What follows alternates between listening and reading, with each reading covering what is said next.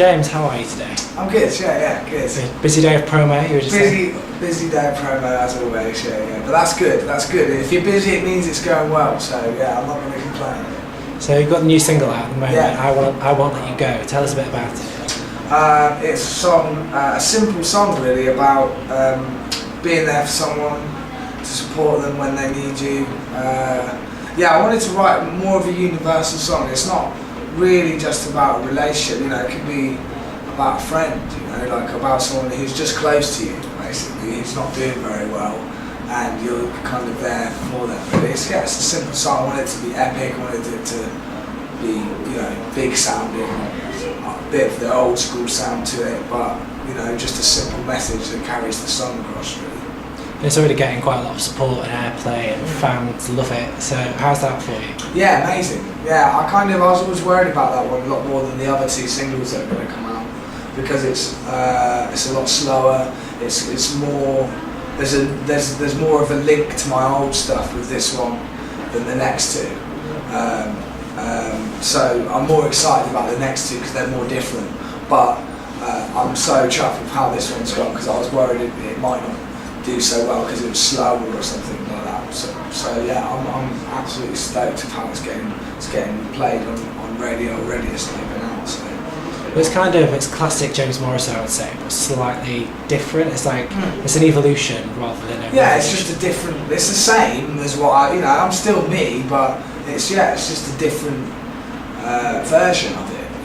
I tried to take all the things that I learned from the first two albums and put them into this album, But at the same time, I didn't want to have any barriers of what I could do and what I couldn't do. So I just tried to go for whatever sounded good to me at the time, really. Well, let's talk about the album. I have heard it. Been listening to it. I got it yesterday, so I've been listening to it quite a lot. But before we really dig into it, tell us, what does the title mean, The Awakening? The Awakening, I wanted it to feel completely fresh. I wanted it to feel like I'd started again, because that's what it felt like I had done. I kind of had to look at myself as an artist and as a person and weigh everything up again since I had a kid and I lost my dad, and just in general, from coming out of the second album, it was quite a lot of pressure for me to write. I just wanted to lose that pressure and write songs that made me feel like I was back to where I should have started at in the beginning, back to just being someone trying to express what they feel rather than somebody trying to maintain a position in the chart or trying to maintain a certain sort of, quality. I just wanted to write songs that felt good to me, and not worry so much about the success.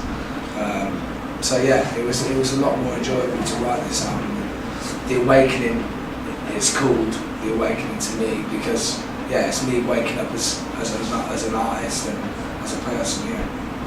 That runs through the whole album, I noticed, because when I heard the title and listened to the record, and sometimes titles and records seem very far apart. Yeah. This one seemed very close together. There's lots of life-affirming songs in there, being thankful, realising you need to kind of close one chapter to move on to the next. And was that your intention when you went in? Was it almost like a concept album to write? I didn't really have a concept at all in the beginning. I just tried to write stuff that was different to what I'd done before. And some of it was really bad, some of it was good. I had songs like Slaves and Music in the beginning, and songs like The Awakening then, but they were quite experimental to me at that time. They were so different to anything I'd done. I just thought I would try as many different avenues as possible just to kind of get a feel for what I could do. But in the end, all those songs ended up joining themselves together in the end anyway, so it was by accident, it was a natural accident. Once I'd got a certain amount of songs, I just started to see the bigger picture then, and I could see what gaps needed filling and what I needed to what songs I needed to write, what tempos I needed. Songs like Forever were written to fulfill a certain thing that was missing from the album. Whereas Slaves to Music and some of those more upbeat songs were written just because I wanted to write something like that. Whereas songs like In My Dreams and Up and The Person I Should Have Been, 6 Weeks, Beautiful Life, they were all just songs that I really wanted to write. It's personal songs that I needed to write to feel better about my life. Yeah. There's lots of different inspirations in there, isn't there? Because it's still quite soulful, because obviously your voice is very soulful. But I noticed there's inflections of gospel on some tracks, and I really like, my favourite track that I've heard so far on the listens that I've had is Right By Your Side. Right. Because I like the stripped back nature of the guitar and your voice. And which do you prefer doing, the big instrumentation or the stripped back? I mean, I enjoy, I've done some gigs recently that are kind of acoustic versions of the live band, full band thing. And I do enjoy it. But I do kind of like when you've got a full band behind you and they're all sounding amazing, and you've got the full production there. I think it's powerful. But I always try, and if I'm using a big band to play a song, I always try and take the song back to kind of nothing in places as well, so that it doesn't get too big for its boobs. I don't like massive productions. I think that was the good thing about Bernard, is it kept a lot of space in the music. Didn't allow the whole thing to get too overproduced or too bombastic. There's a place for every part in the album. There's a place for it, and there's a reason for it being there, rather than it's just filling a gap with a load of string pads or horns or whatever.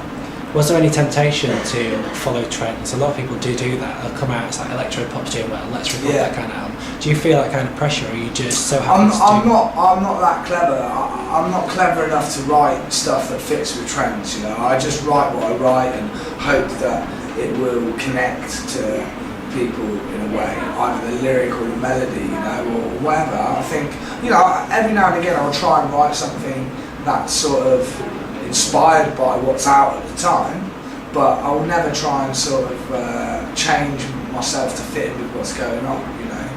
I just try and do what I feel is right.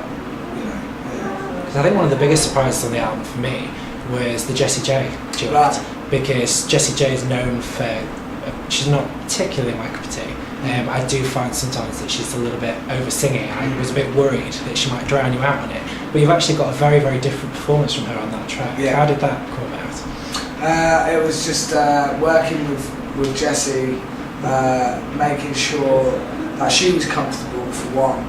I didn't want her to feel, and I said to her, I don't want you to feel like you have to be the Jessie J that is on your record. I want you to feel like this is a chance for you to be a different version of yourself and sing in a way that you still feel comfortable with, and you're still delivering a sick vocal. But I don't think, because for about half an hour she did so many amazing vocal takes that were ridiculous. Like, doing all these crazy scales. And I kind of said to her, that is amazing, I've never heard anyone sing like that. But don't think we should do that for this song. Let's stick to the melody. I had to be quite stringent with her, because she's such a good singer that, she can go anywhere. And I just needed her to kind of stay on the melody. And once we kind of got her doing the melody, on the back end she was totally doing her own thing, and it was amazing. The way she comes in on the second chorus is actually better than how I wrote to come in. So she really added her vocal really added something special to the song, and I think that's why I like it, because it is a bit different from what she does. And the mix of me and Jessie J is a good mix, I think. So I'm really excited about that song. I can't wait for people to hear it. I think they'll be surprised, and hopefully the song will get them too as well. Future single? I think it's the next one. It's the next one for Christmas. There you go, yeah. So we'll see, maybe before November. Christmas, Yeah, put it in November. So you're going to be hitting the road soon. You're going to be playing these songs live, possibly for the first time for many people going to see it. What can people expect from the tour? I think they can expect, it's going to be a cool show, man. I think that's why I'm excited. I think all the songs on the album, plus all the old stuff that I've got, like Under the Influence and some of the up-tempo stuff. I think between the three albums, I'm going to be able to make a really good show that could bring it right down to sort of, those intimate songs, and push it right out to sort of rocking out with my band. They're a great rock and roll kind of soul band. So, and they all play a lot of different types of music. My keyboard player is quite a classical sort of player. My organ player loves all the 70s stuff. My drummer used to play with Morrison. My guitar player is probably one of the best guitar players I've ever heard playing guitar. He's ridiculous. And my backing singers, they sing with everyone from Tom Jones to Cliff Richard to loads of different people. So yeah, I think they're all experienced musicians, and between all of us, it's like a proper band. You know, I went to see Bruce Springsteen and got really inspired by the fact that his band was so unified with him, instead of it being the average singer-songwriter fronting, a singer-songwriter with a band that are separate. I hate that kind of feeling. So I think it's going to be a proper old school kind of show. Yeah, rock and roll kind of soul kind of show. Yeah. So you're going to be able to fit anything else in before Christmas?